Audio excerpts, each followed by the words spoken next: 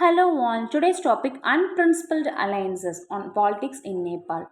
நேபாளில் கொள்கையற்ற கூட்டணி ஒரு ஆட்சியை கலைக்கும் நோக்கில் கொள்கையற்ற கூட்டணி அமைச்சிருக்காங்க 2 வருஷத்துக்கு அப்புறமா பார்த்தீங்கன்னா கம்யூனிஸ்ட் பார்ட்டி ஆஃப் நேபாள்னு சொல்கிற கட்சி தான் இப்போ ஆட்சி புரிஞ்சிட்ருக்கு. சிபிஎன் கட்சின்னு சொல்லுவாங்க. இதனுடைய பிரைம் மினிஸ்டராக புஷ்பா கமல் தாஹல் அப்படிங்கிறவர் இருக்கார். சரிங்களா? ஸோ இதையே கட்சியை சார்ந்த கட்க பிரசாத் அப்படிங்கிறவர் என்ன பண்ணுறாரு அப்படின்னா, ஆப்போசிஷன் கட்சியான நேபாளி காங்கிரஸ்க்கு அதை வழிநடத்துபவர் ஷேக் பகதூர் தியூபா அவங்களுக்கு ஆதரவு அளிக்கிறாரு. இதனால் என்ன ஆகுதுன்னு பார்த்தீங்கன்னா, சிபிஎன் கட்சியினுடைய ஆதரவு பார்த்தீங்கன்னா 63 சீட் மட்டும்தான். சரிங்களா? டோட்டல் 275ல் சிபிஎன் கட்சிக்கு 63 ஆதரவாளர்கள் மட்டுமே இருக்காங்க. ரிமைனிங் எல்லாமே பார்த்தீங்கன்னா 194 யாருக்கு ஆதரவாக செயல்படுறாங்க அப்படின்னா நேபாளி காங்கிரஸ்க்கு ஆதரவாக இருக்காங்க. ஸோ இதனால் பார்த்திங்கன்னா அங்கே ஒரு அரசியல் குழப்பம் நிலவி இவர் ஆட்சியை கைவிடுற நிலைமை வந்துருச்சு. புஷ்பா கமல் தஹல் அப்படிங்கிறவர் ஒரு இன்ஸ்டெபிலிட்டியும் அங்கே நடந்துட்டுருக்கு. ஸோ பாலிட்டிக்ஸில் ஃப்ரெண்ட்ஸ் எனிமீஸ் அப்படின்லாம் இல்லாமல் இன்ட்ரெஸ்ட் பேஸ் பண்ணி தான் இப்போது இந்த மாதிரியான ஒரு டிஃபெக்ஷன்ஸ் ஆட்சி நடந்து அமலாக்கத்தில் இருக்கும் பொழுதே பார்த்திங்கன்னா ஒரு கட்சியிலேருந்து இன்னொரு கட்சிக்கு தாவர விஷயங்கள் இப்போ ஈஸி ஆகிடுச்சு எல்லா இடத்துலையுமே.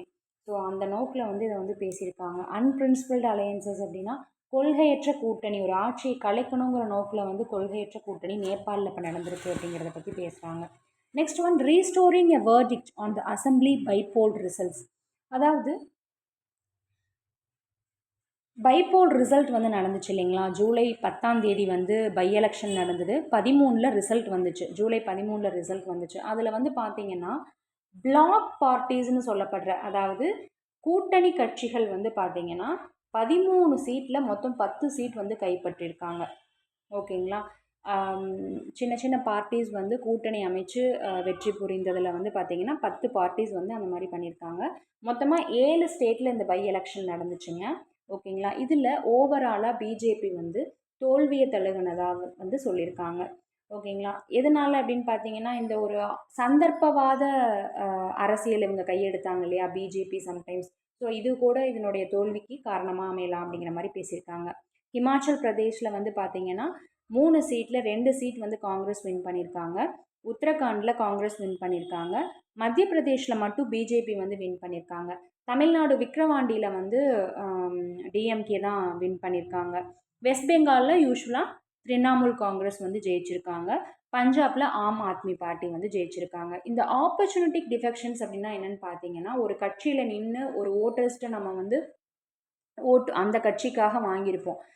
திடீர்னு மக்களை ஏமாற்றும் விதமாக அப்படியே நம்ம ஆப்போசிஷன் கட்சிக்கு மூவ் ஆகும் பொழுது இவங்களை தண்டிக்க வேண்டிய பொறுப்பு யாருக்கு இருக்குது அப்படின்னா ஓட் பண்ணுறவங்க கிட்ட தான் இருக்குது. சரிங்களா? அவங்க தான் சரியான தீர்ப்பை வழங்கணும் அப்படிங்கிற நோக்கில் இதை பேசியிருக்காங்க. நெக்ஸ்ட் ஒன், அடாஜ் அப்படின்னா என்னென்னு பார்த்தீங்கன்னா ஒரு பழமொழி, மக்களின் நம்பிக்கை தான் அடாஜ். ஓகேங்களா? ஸோ இதுக்கு க்ளூ என்னென்னு பார்த்தீங்கன்னா பழமொழி அப்படிங்கிறது மக்களோடையே அட்டாச் ஆகி வர்ற ஒரு விஷயம்னு சொல்லி க்ளூ ஃபிக்ஸ் பண்ணிக்கோங்க.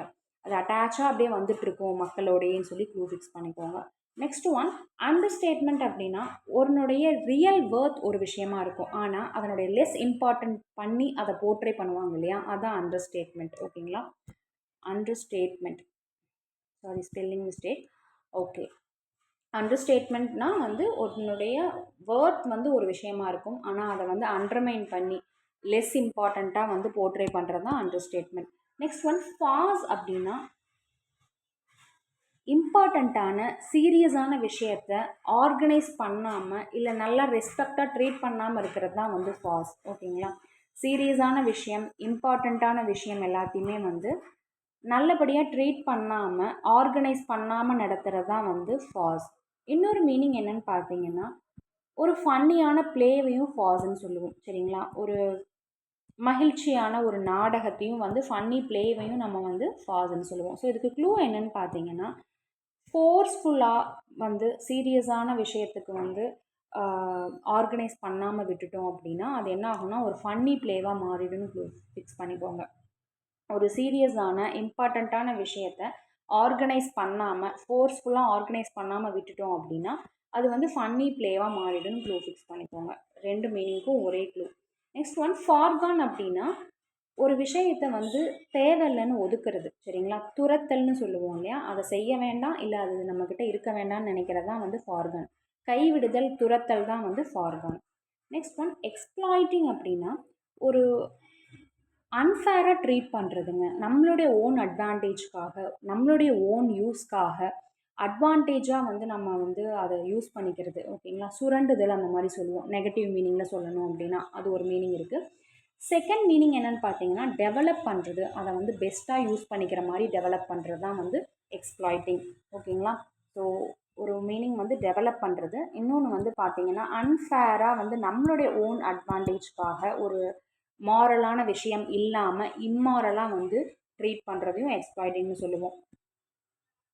ஓவர் த்ரோ அப்படின்னா என்னென்னு பார்த்தீங்கன்னா ஒரு லீடரையோ கவர்மெண்ட்டையோ அதனுடைய ஆட்சியிலிருந்து ரிமூவ் பண்ணுறது தான் ஓவர் த்ரோ, ஓகேங்களா? ரொம்ப ஓவராக த்ரோ பண்ணால் தான் இந்த மாதிரியான பொலிட்டிக்கல் பார்ட்டிஸுடைய ஆட்சியை வந்து ரிமூவ் பண்ண முடியும்னு சொல்லி க்ளூ ஃபிக்ஸ் பண்ணிக்கோங்க. நெக்ஸ்ட் ஒன் ஃபெடரலிசம் அப்படின்னா கூட்டாட்சி, சரிங்களா? 2-3 பார்ட்டி சேர்ந்து நடத்தக்கூடிய ஒரு ஆட்சியை தான் வந்து ஃபெடரலிசம்னு சொல்லுவோம். மார்ஜினலைஸ்ட் அப்படின்னா என்னென்னு பார்த்தீங்கன்னா ஒரு இன்சிக்னிஃபிகண்ட்டாக ட்ரீட் பண்ணுவாங்க. இன்சிக்னிஃபிகண்ட் அப்படின்னா என்னென்னு பார்த்தீங்கன்னா முக்கியத்துவம் இல்லாததாக கருதப்படுற மாதிரியான ஒரு விஷயம், ஓகேங்களா? ஸோ பெரிஃபெரல்னு சொல்லுவோம். பெரிஃபெரல் அப்படின்னாலும் வந்து பார்த்திங்கன்னா முக்கியத்துவம் அற்றதாக வந்து ட்ரீட் பண்ணுறது, ஓரங்கட்டுறது தான் வந்து மார்ஜினலைஸ்டு. ஸோ மார்ஜினில் வந்து பார்த்திங்கன்னா அவங்கள வந்து தள்ளி வச்சுருவாங்க. மார்ஜினுக்கு இந்த பக்கம் ரொம்ப வேல்யூ, நம்பர்ஸ் மட்டும்தான் நம்ம நம்பர்ஸ் மட்டும்தான் அதில் ஃபிக்ஸ் பண்ணுறக்காக யூஸ் பண்ணுவோம் மார்ஜின். ஸோ வந்து அன்இம்பார்ட்டன்ட் திங்ஸை வந்து தான் மார்ஜினில் வந்து நம்ம யூஸ் பண்ணுவோம். ஸோ வந்து இன்சிக்னிஃபிகண்ட்டாக ட்ரீட் பண்ணுறதாகட்டும், பெரிஃபெரல் ஓரங்கட்டுறது வந்து மார்ஜினில் ஓரங்கட்டிடுவாங்கன்னு சொல்லி க்ளூ ஃபிக்ஸ் பண்ணிக்கோங்க. நெக்ஸ்ட் ஒன் ஃபிஷர்ஸ் அப்படின்னா ஒரு கிராக் ஆகிறது, ஒரு எர்த்லேயோ ஒரு ராக்லேயோ ஆகக்கூடிய வந்து கிராக்கை வந்து நம்ம வந்து ஃபிஷர்ஸ்ன்னு சொல்கிறோம். இன்னொன்று ஸ்ப்ளிட் ஆகிறதையும் நம்ம வந்து ஃபிஷர்ஸ்ன்னு சொல்கிறோம், சரிங்களா? பிளவுபடுதல், அதை வந்து ஃபிஷர்ஸ்ன்னு சொல்லுவோம். க்ளூ வந்து பார்த்தீங்கன்னா டிஷ்யூன்னு ஞாபகம் வச்சுக்கோங்க. டிஷ்யூவை வந்து நம்ம வந்து கிராக் பண்ணிடலாம், ஈஸியாக ஸ்ப்ளிட் பண்ணிடலான்னு சொல்லி க்ளூ ஃபிக்ஸ் பண்ணிக்கோங்க. நெக்ஸ்ட் ஒன் ஹேங்கரிங் அப்படின்னா ஸ்ட்ராங்கான டிசையர் தான் வந்து ஹேங்கரிங். இதுக்கு க்ளூ என்னென்னு பார்த்தீங்கன்னா பேங்கரிங் அப்படிங்கிற ஒரு விஷயத்துக்கு எல்லாத்துக்குமே வந்து ஸ்ட்ராங்கான ஒரு டிசையர் இருக்கும், ஆசை இருக்கும்னு சொல்லி க்ளூ ஃபிக்ஸ் பண்ணிக்கோங்க, பேங்கர் ஆகணும் அப்படின்னு சொல்லிட்டு. நெக்ஸ்ட் ஒன் டிஸ்இல்யூஷ்மெண்ட் அப்படின்னா என்னென்னு பார்த்தீங்கன்னா டிஸப்பாயின்மெண்ட், ஏமாற்றத்தை தான் வந்து டிஸ்இல்யூஷ்மெண்ட்னு சொல்கிறோம், சரிங்களா? ஏமாந்து போகிறதுல தான் வந்து disillusionment. Okay, next one better off அப்படின்னா ரொம்ப வந்து சிறப்பாக இருக்கிறது, அட்வான்டேஜஸாக இருக்கிறது, சரிங்களா? நமக்கு பிடிச்ச வகையில் டிசைரபிளாக இருக்கிறத பெட்டர் ஆஃப்னு சொல்கிறோம். ஸோ இதுக்கு க்ளூ என்னென்னு பார்த்தீங்கன்னா நம்மளுடைய பெட்டர் ஆஃப் யார் அப்படின்னு பார்த்தீங்கன்னா நம்மளுடைய ஃப்யூச்சர் பார்ட்னர். அவங்க வந்து அட்வான்டேஜியஸாக சிறப்பாக இருக்கணும்னு சொல்லி க்ளூ ஃபிக்ஸ் பண்ணிக்கோங்க. நெக்ஸ்ட் ஒன் பிளாக் அப்படின்னா ஒரு குரூப்பாக வந்து ஒரு கண்ட்ரீஸோ ஒரு பார்ட்டிஸோ வந்து ஒரு அலைன்ஸ், அதை ஒரு கூட்டணி வச்சுக்கிறாங்க இல்லையா, அதுதான் வந்து பிளாக் சொல்கிறோம். டிஃபெக்ஷன்ஸ் அப்படின்னா உங்களுக்கே தெரியும், மாறி செல்லுதல், சரிங்களா? ஒரு ஃபேவராக ஒரு அப்போசிஷன் பார்ட்டிக்கு ஃபேவராக வந்து திடீர்னு மாறி போகிறது தான் வந்து டிஃபெக்ஷன்ஸ். ஒரு ஏமாற்றும் வகையில் வந்து டிசர்ஷன்னு சொல்லுவோம். டிசர்ஷன்னாலும் வந்து திடீரென்று கை மாறி போகிறது. எஸ்பெஷலி இந்த பொலிட்டிக்கல் பார்ட்டிஸில் பார்த்தீங்கன்னா இவங்களுக்கு சப்போர்ட் பண்ணிகிட்ருக்காங்க, திடீர்னு அப்போசிஷன் ஒன்றுக்கு வந்து இவங்க வந்து கட்சி மாறிடுவாங்க, அதை தான் டிசர்ஷன் டிஃபெக்ஷன்ஸ்னு சொல்லுவோம். வேர்டிக்னா ஜட்ஜ்மெண்ட். இதுக்கு க்ளூ என்ன பார்த்துருந்தோம், வேர்பலாக டிக்டேட் பண்ணணும் நம்மளுடைய ஜட்ஜ்மெண்ட், தீர்ப்பு அப்படின்னு சொல்லி பார்த்துருந்தோம். ரெசிஸ்டன்ஸ் அப்படின்னா ஃபைட் பேக், எதிர்த்து நிற்கிறது தான் வந்து ரெசிஸ்டன்ஸ், ஓகேங்களா? நெக்ஸ்ட் ஒன் டீட்டர்ட் அப்படின்னா என்னென்னு பார்த்தீங்கன்னா அன்ஸ்டெடியாக வந்து பேலன்ஸ் பண்ண முடியாமல் இருக்கிறத டீட்டர்ட்னு சொல்கிறோம். அதே மாதிரி